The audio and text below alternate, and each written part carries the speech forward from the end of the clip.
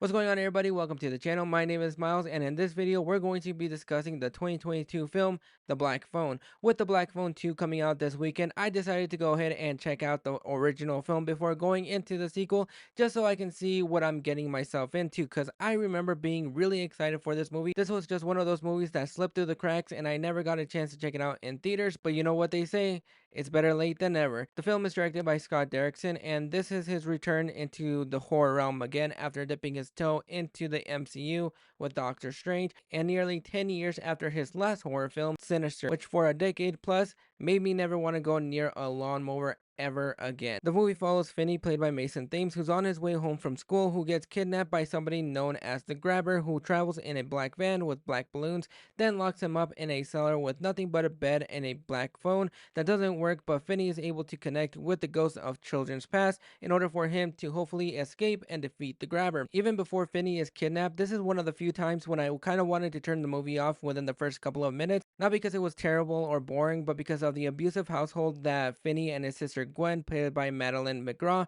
are in. After a couple of kids go missing, the detectives handling this particular case go to their school to talk to Gwen, since she inherited her mother's ability of being a dreamwalker, where she's able to see things in her dreams that then become a reality, which adds a little bit more to her character, because her character could have been very stereotypical, where she is always bickering and fighting with Finny, but no, they have a very loving relationship. They watch each other's backs, especially at home after their mom passed away, and so it added a little bit more to their characters and their dynamics that I really enjoyed. And really, the thing that stands out about this movie is the performances from everybody. This was my second time seeing Mason Thames on screen. I know for a lot of people, this was their introduction to him.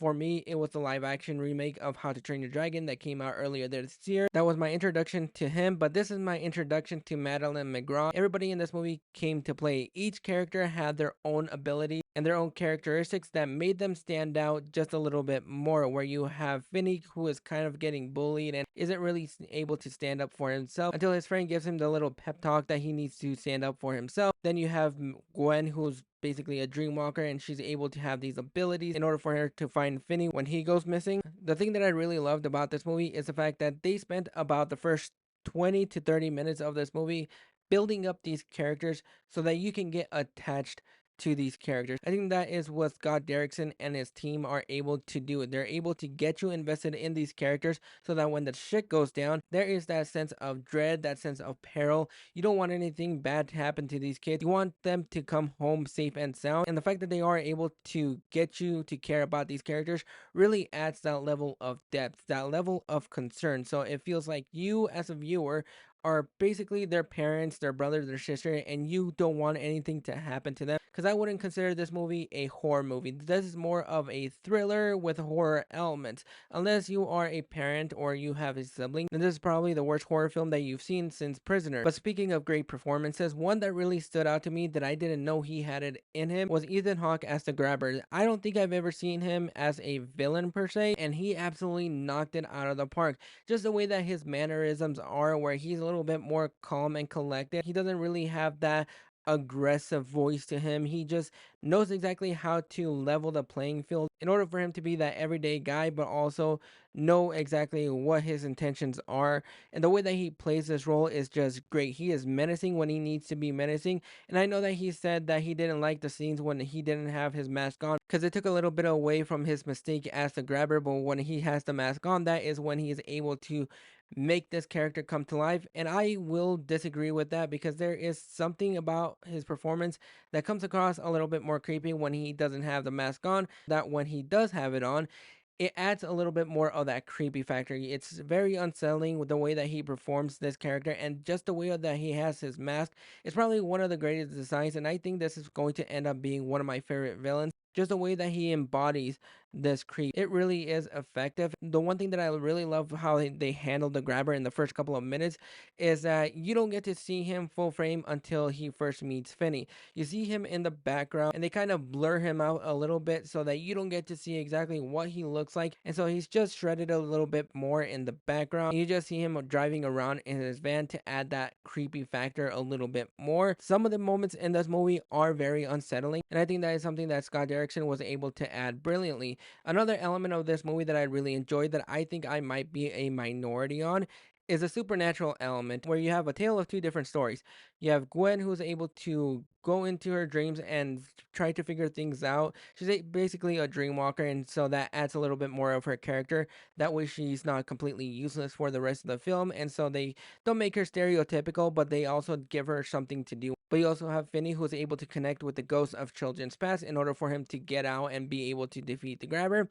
Just the way they infused those moments and the technique they use with the ghosts, where they just pop up out of nowhere when they're calling on the black phone. Not only do you see their voice, but when the camera moves and you're able to see them, it adds a little bit more to the horror and to the tragedy, because it shows who these kids were before they were kidnapped and killed, and they showed what they were like when they were alive. So that kind of added a little bit more to the tragicism of it and the realism that happens that shouldn't happen. This movie is held together not only just by Ethan Hawke's performance, but mostly by Mason Thames' performance. This movie is basically hinged on his performance, and he is absolutely brilliant. It's a shame that my first impression of him was in How to Train Your Dragon, because for the first couple of minutes of that film, I really wasn't all that impressed with his performance.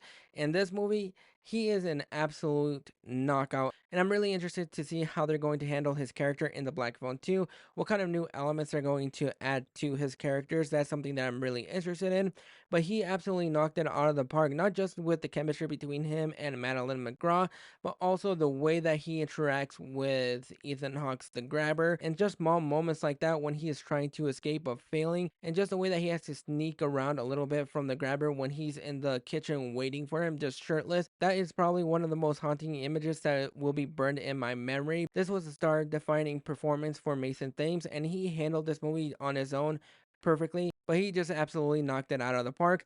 And really, the cinematography for this movie, where it's all jotted in darkness and lightless, just to have that atmospheric, there is a creepy atmosphere to this movie that I really loved, and a lot of the shot sequences in this movie are brilliant as well. Overall, this is a movie that I really enjoyed. The fact that Scott Derrickson was able to make this movie not only just feel familiar, but also add new elements in order to make it fresh, I think that is what he does best. That is the one thing that I really loved about The Exorcism of Emily Rose. I'm not the biggest fan when it comes down to possession movies, because I feel like they're exactly the same.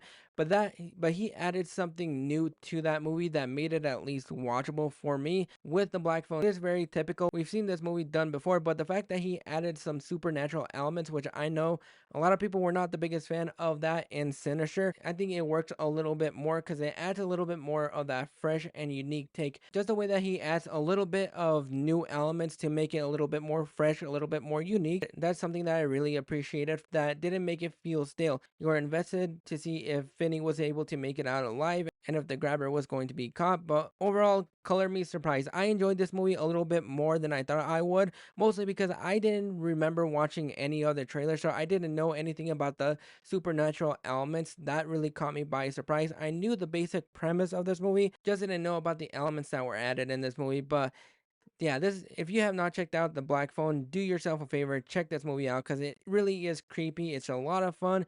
It's not going to be for the faint of heart, and if you are a parent, this movie is not going to work for you. But those are my thoughts on The Black Phone. Have you guys checked it out? Did you enjoy it, or did you not enjoy it? Drop those thoughts in the comments below and let me know. Are you excited for The Black Phone too?